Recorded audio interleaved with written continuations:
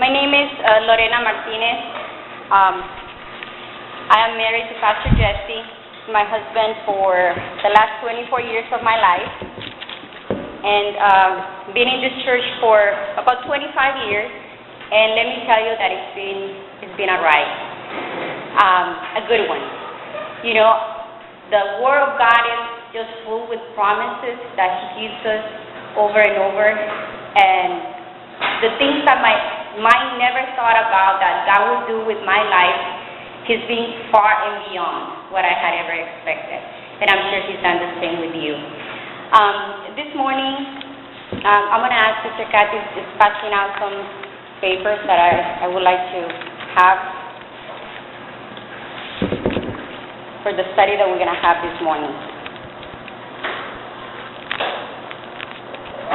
If you can please open your Bibles to the book of Ecclesiastes, chapter 3, verses 1 through 3.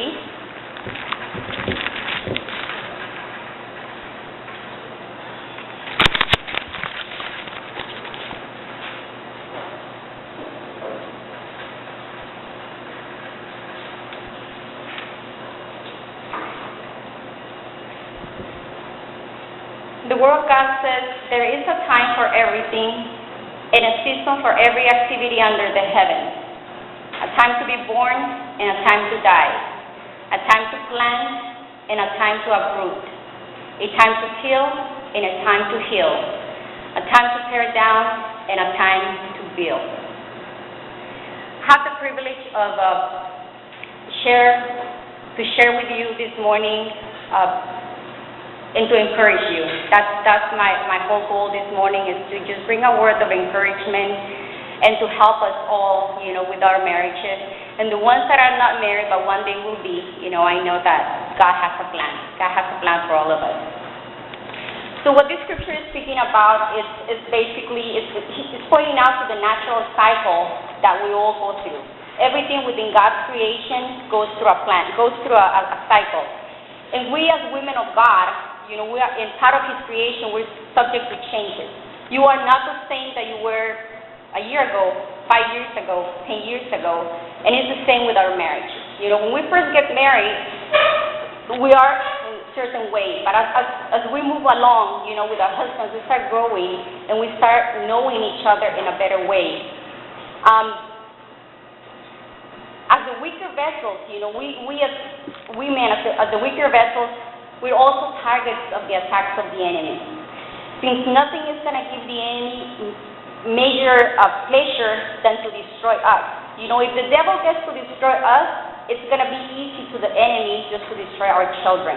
And that is the enemy's main goal, because our children are the ones that are going to carry on with the gospel message of salvation. When our marriages are under attack, we have to learn to be perceptive. We have to learn to know, is this coming from the enemy? Is this coming from the devil? And in this way, it's going to get to my husband, and after that, it's going to get to my children. And we have to ask the questions. We have to ask ourselves the question, is my marriage worth fighting for? Are my children worth fighting for? And you guys know the answer. You know that the answer is yes. Our marriages are worth fighting for. And are also our kids, right? The enemy doesn't have to work too far or too hard to destroy the marriages from the world.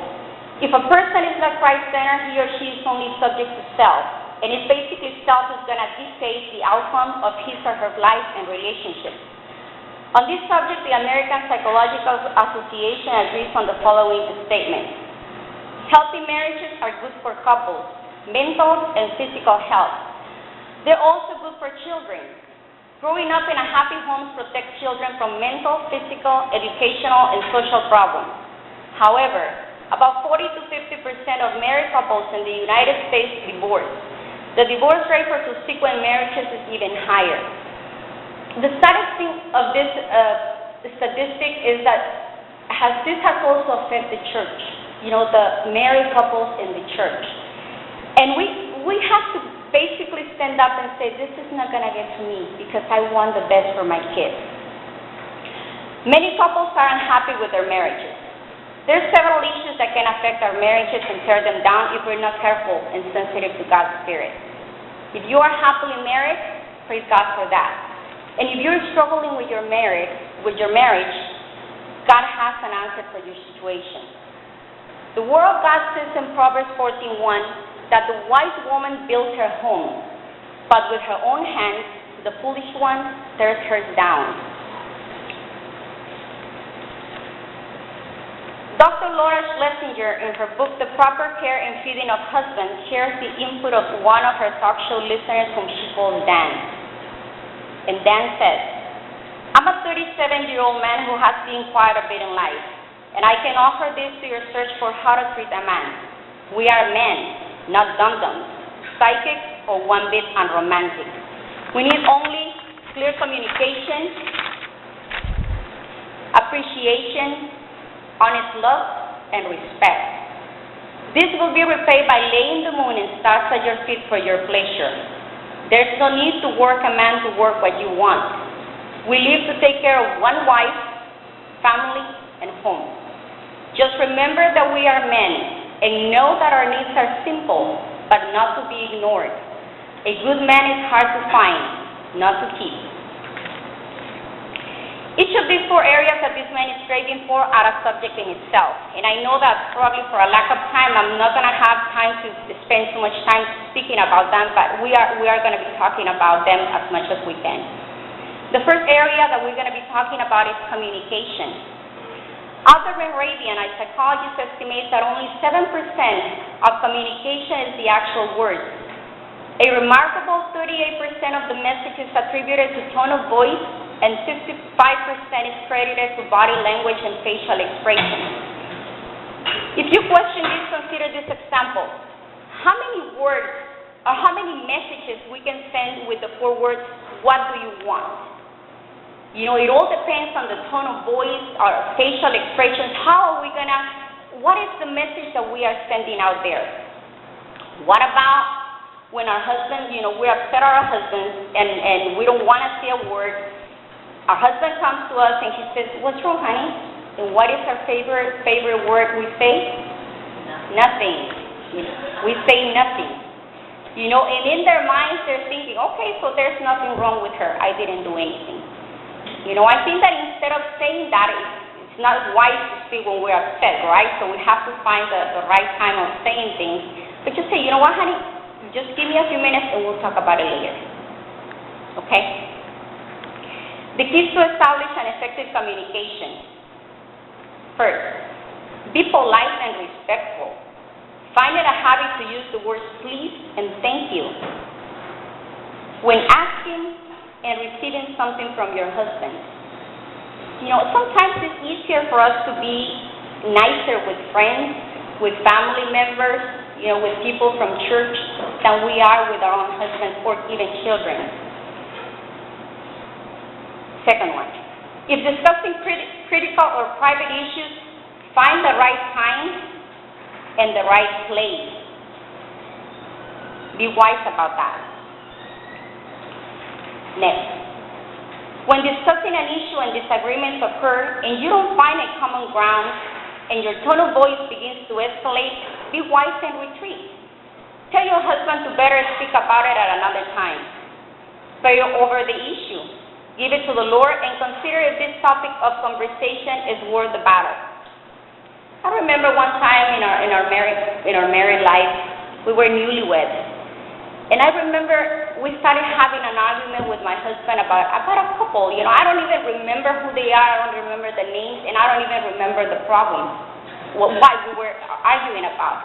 But I do remember, that he just left, slammed the door, and I was just left there, just crying myself out. And now that I think about it, I don't even remember why we were fighting. And that is the thing. Sometimes, we just have the tendency to fight for nonsense issues. And we have to let those things go. I remember Sister Tony once, she said it in one of her teachings. She said, you have to see if it's, you have to learn to pick your battles. We have to learn to pick our battles. Is it worth fighting? Probably not. The next key is, after a disagreement or when he did something you didn't like, tell him what you think about the specific situation or how he made you feel without attacking him. You know, start with the me. This is how I feel. You know, and instead of saying you did this and you said that, let's start with us. Just focus on us, and that's gonna be a great key to use. Be a listener. Do not interrupt. Learn to pay true attention to what he's sharing with you, even when it might seem trivial to you. You know, even when he starts telling you about mechanics, you know, what's wrong with the car or whatever. You know, like with me, it's like my brain, I guess I didn't get any type of mechanical functions in my brain because it's like off. I only know how to put gas in my car and that's about it. The next one is be clear. You know, let's not give our husbands our 10,000 words at a time. You know, let's just tell them exactly what is it that we want from them. That's how their brain works.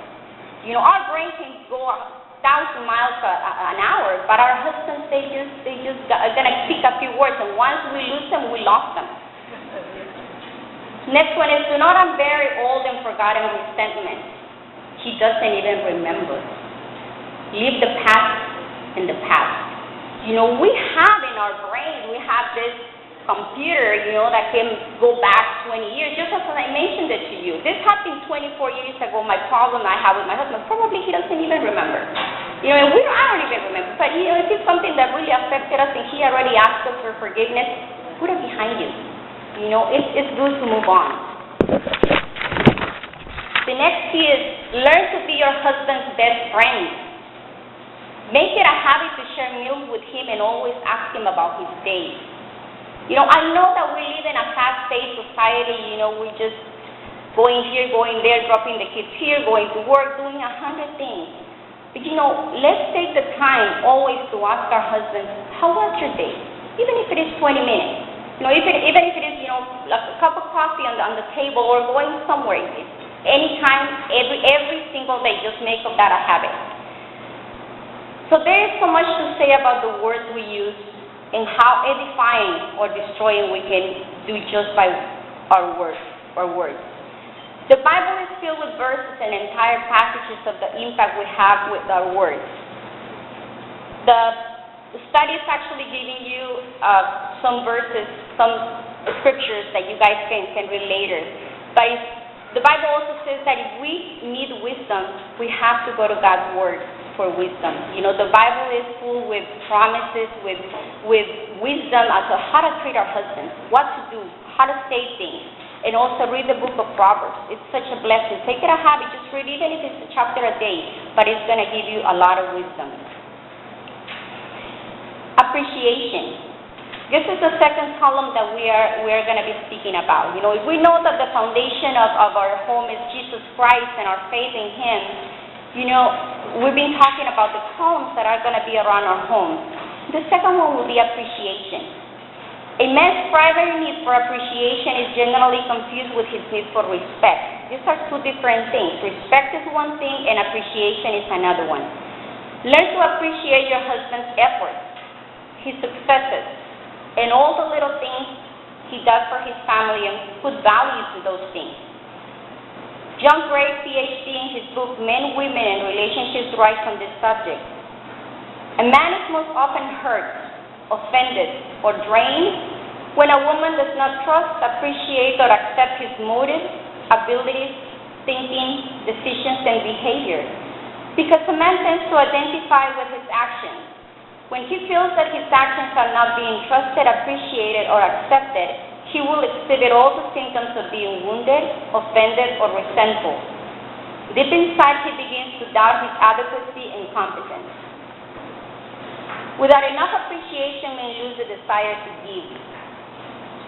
When a man fails to reach his goal, if he is unable to feel that there was some value in his actions, he may give up.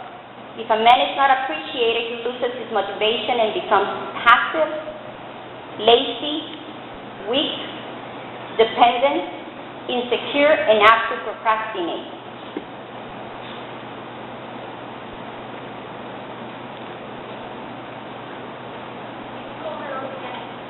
Passive, lazy, weak, dependent, insecure, and apt to procrastinate. The last ones are there in the study. So those are the portions of the bad influence that we can be reflecting on our husbands when we are not appreciative of the things they do for us. When a woman is critical of her husband's behavior, she has no idea of how damaging this is to his personal power. The moment she begins to pick his behavior apart, criticizing the way he does things, correcting his thinking, challenging his decisions, instead of appreciating what he does, and always being dissatisfied of what he provides for her, a man loses his power. Appreciation needs to be the fuel that motivates his every action. His world part, at work, at school, whatever he's involved in church, can be broken down. But by the time that our husbands get home, we receive them as happy wives. The stress from work and from whatever else is going through is going to be released. The third column that we're going to be speaking about is love. Proverbs 19:22 says that what a man desires is unfailing love. And that's in our word. We know that most songs, books, movies have been written on this subject more than any other subject. But we are talking about the true love. When we are born again, God changes us. We don't have the tendency to look at the world the way we used to, because now we are different. Now God's love lives in us. So now we need to see the people around us in a different way. Now we see them through Christ's eyes, not the way we used to see them before. And that's the way we have to learn to see our husbands. When our husbands are feeling loved, the desire to do more things that's gonna increase. So through this study, we've learned that our husbands are simple human beings with simple basic needs. Within these needs exists the primary need of being loved.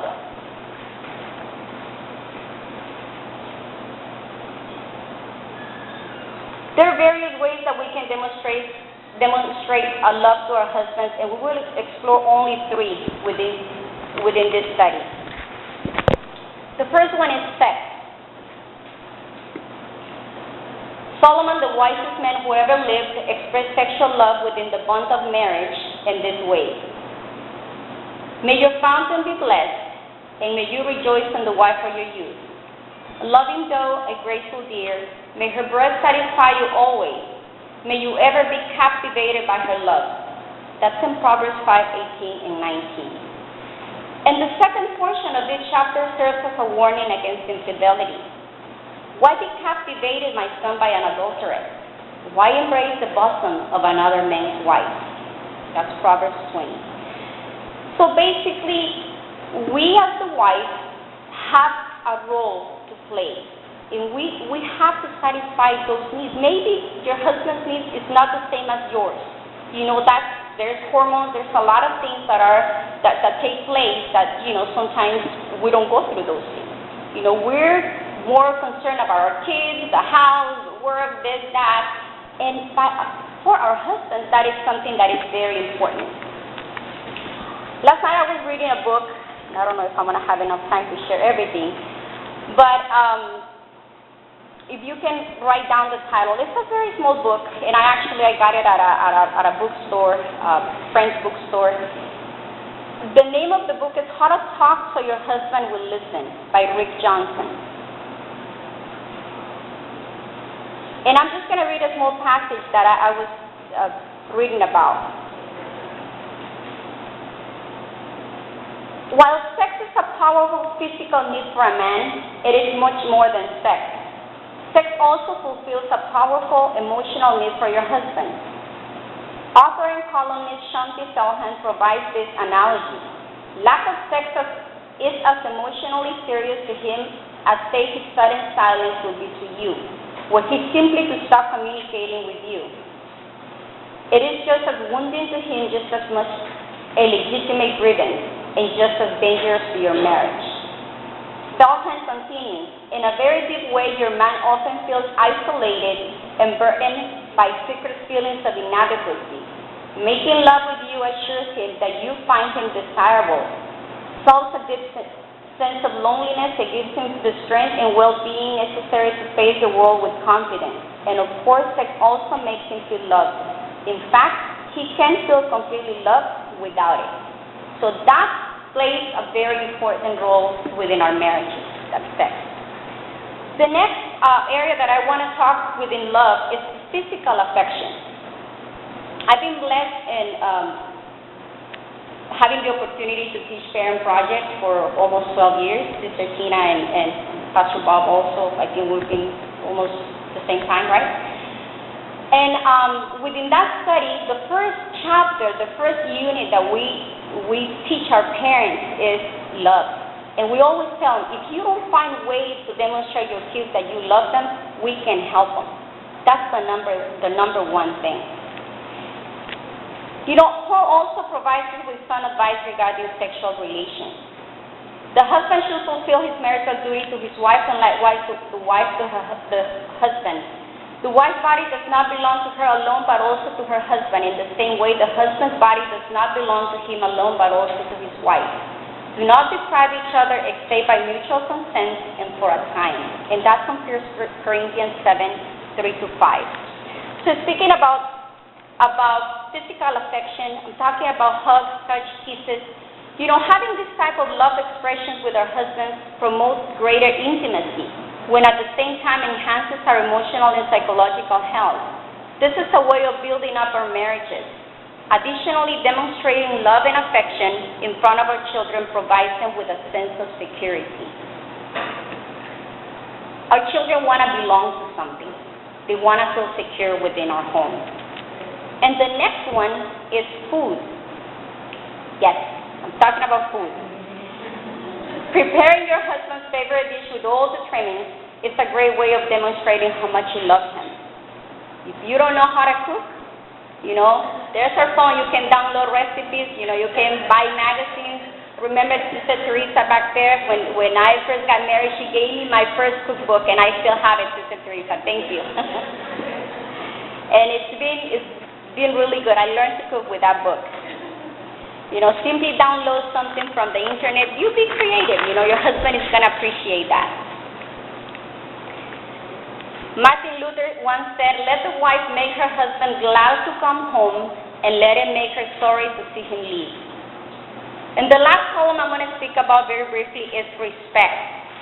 Ephesians 5:33 says, the second portion of the verse, and the wife must respect her husband. That is coming from the Lord. We have duty to respect our husbands. The definition of respect is a feeling of deep admiration for someone or something elicited by their abilities, qualities, or achievements. Think highly of, have a high opinion of, hold in high regard, hold in high esteem, look up, revere, reverence, honor. The need of a man to be respected by his wife and to give value to his needs, feelings, and accomplishments is one of the men's greatest needs that they have. When we give him respect to our husbands and praise his accomplishments, we are building up their self-esteem, while at the same time we're promoting a healthy sense of being the heroes of our homes. I'm not talking just about enlarging their ego. I'm not speaking about that. But in a healthy way, you know, tell them how, you know, that you love them, that what they did was great. Give him just put value on the things they do. The do nothing showing him respect. Hey, don't call him names, especially not offensive ones, not even when you're joking or kidding around them. You know, that's not healthy. Don't belittle him with other people, with or without him being present.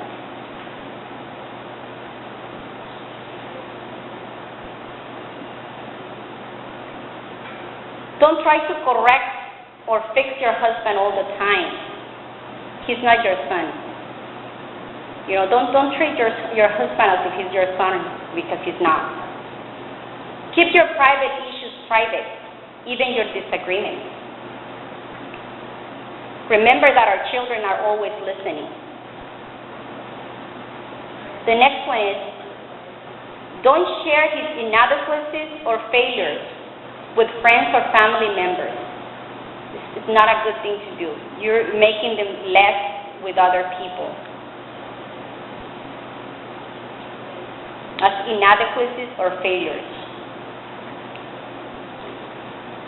If he shares something important or private with you, do not violate his trust by exposing your husband and betraying his confidence.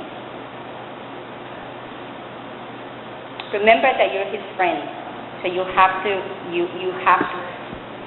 learn to just to keep those things to yourself. Do not make fun of his appearance or physical problems. If we're looking for perfection, I think that we have to start looking ourselves in the mirror because we are not perfect. Amen? Do not undermine your husband's decisions in front of your children. On the contrary, you need to learn to teach your children to respect their father. As expressed before, using words of encouragement and avoiding disrespectful or hurtful phrases when speaking to them or about them are means to edify our husbands and our homes. The nagging, the manipulation, and the criticism are ways in which we often tend to offend and disrespect our husbands. And by doing so, we are in a direct opposition to God's word and his plans for our homes. Always remember that if you don't praise your husband, there's always going to be somebody out there who's going to do it. And in closing, we women, we are the ones who set the pace and the tone in our homes. It's our energy, the one that is going to fuel our family to do the things that we need to do. If you made mistakes in your marriage this morning, we all have. You know, we have maybe said things that maybe we didn't mean and we were disrespectful with our husbands. You know, I think that it's a good time to maybe go home and make things right. We have to do that. And from now on, you know, just try to apply these things to you.